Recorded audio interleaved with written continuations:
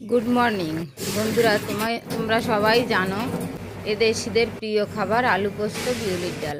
তো আজকে শনিবার নিরামিষ, তাই আমি আজকে আলু পোস্ত আর বিউলির ডাল করেছি।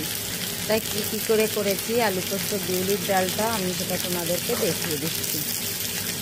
আলুটা আমি কেটে নিয়েছিলাম, তারপরে কড়ার মধ্যে তেল দিয়েছি, কোনো কিছু ফোড়ন না দিয়েই আলুটা আমি দিয়েছি।